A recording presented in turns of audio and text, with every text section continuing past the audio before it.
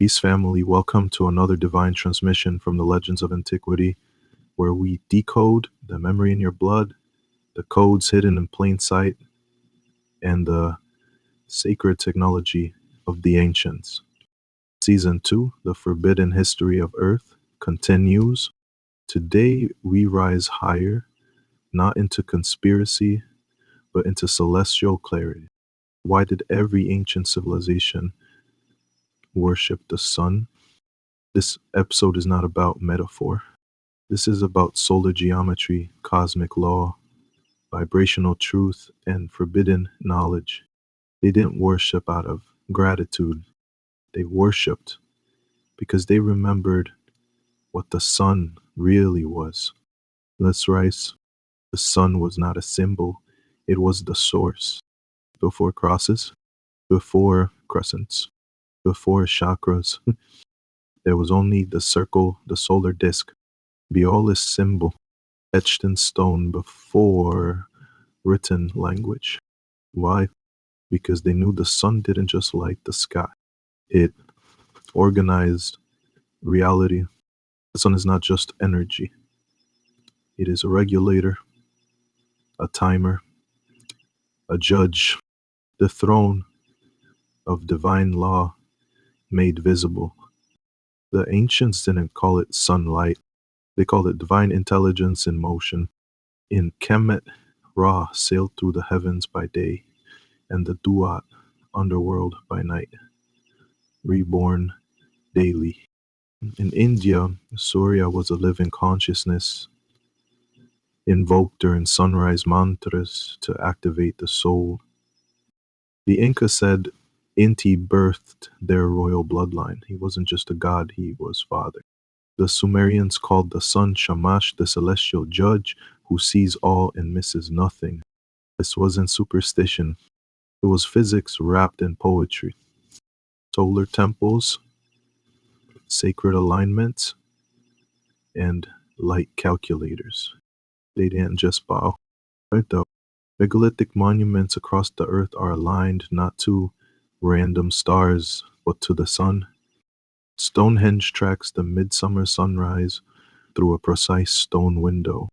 The pyramids of Giza is oriented to the cardinal points, sun-based orientation, not just stargazing, but also involves utilizing the sun's movement, particularly during the fall equinox, to achieve precise orientation. Machu Picchu, the Intihuatana stone, literally means the hitching post of the sun, built to mirror the solar calendar, marking equinox and solstice transitions. These were machines of time, solar clocks, light-based calendars, temples designed to interface with cosmic cycles. Why? Because the ancients believed that when society aligned with solar law, peace and abundance followed. When they strayed, famine, collapse, reset. The sun is expanding and science confirms it. Let's get modern, because what the ancients feared is happening again. Yes, the sun is expanding. Astrophysicists agree our sun is in its middle age. As it burns hydrogen, it becomes hotter and brighter. Every billion years gets 10% more luminous. That's not slow enough to ignore.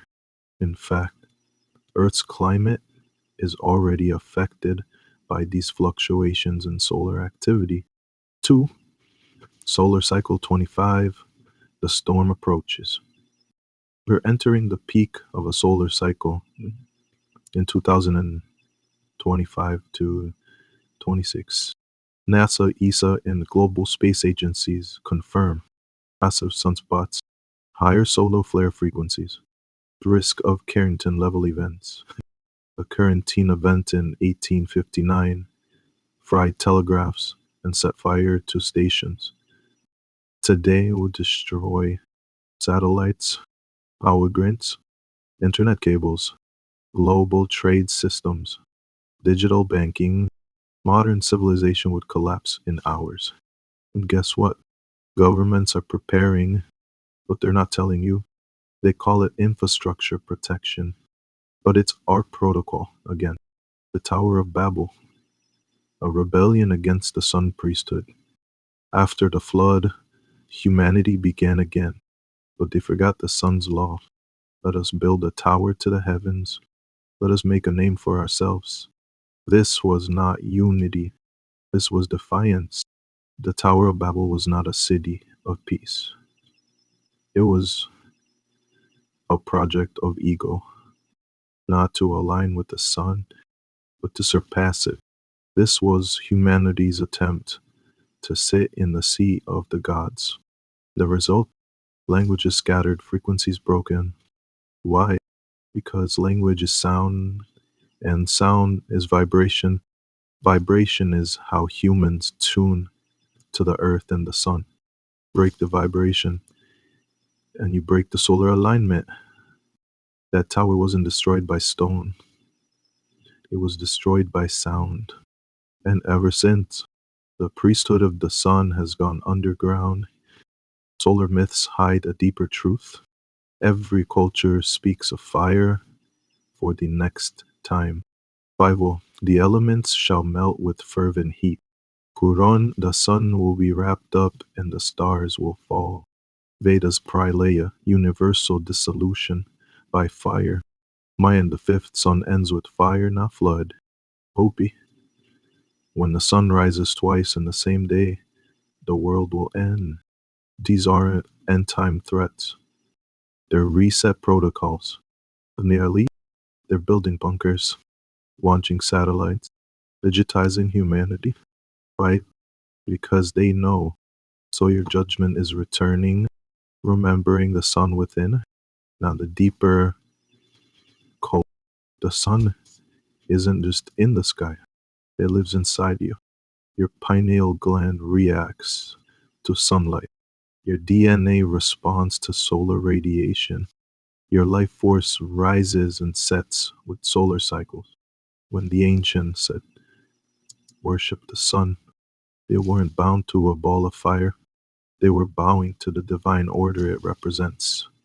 Truth, light, discipline, resurrection, judgment, and now, as the world returns to chaos, the sun is preparing to speak again. From watchers of fire to carriers of light. You are not here by accident. You're not just learning, you're remembering.